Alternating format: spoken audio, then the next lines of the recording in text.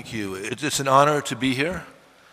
And we've heard some very, very somber things. We've gotten to some real details about relationship between the West and Russia.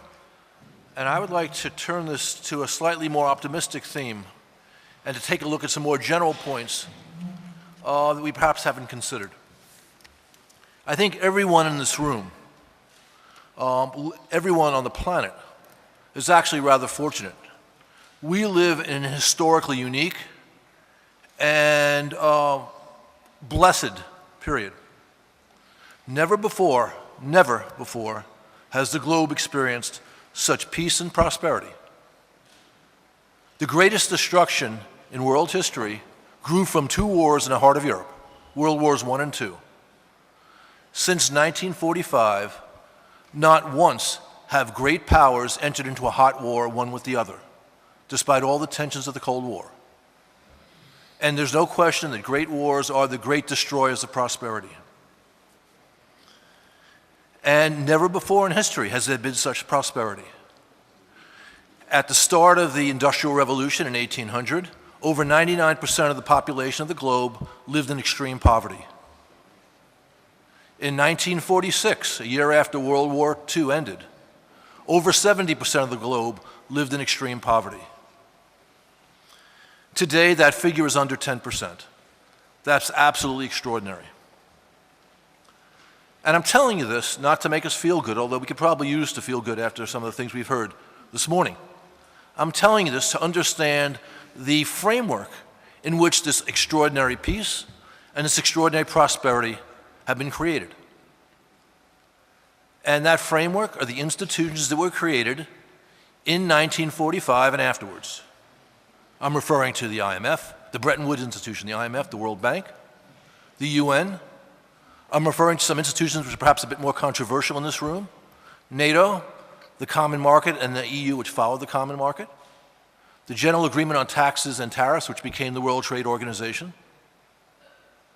This is the structure on which extraordinary peace and prosperity has been built. And we should never forget that.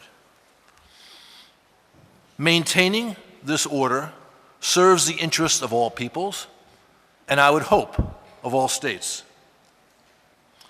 I know the United States, despite the untidiness of our recent presidential campaign, has a great interest in the maintenance of this order.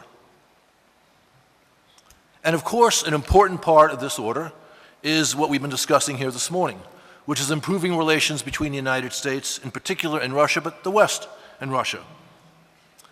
Now, we at the Atlantic Council over the past 3 years have developed a very clear understanding of major issues in Europe confronting the United States and the West. And we are proud of that record.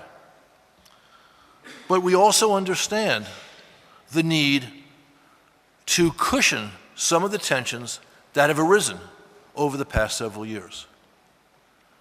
And a dialogue, a frank dialogue, a dialogue at senior levels, a dialogue in private, among people of caliber and influence in Brussels, in Washington, in Riga, in Moscow, can help cushion the current problems that we face. And I don't have any doubt that there are issues which can be addressed, and I don't need to repeat them because we've heard them from both Russian and American speakers and Latvian speakers already today.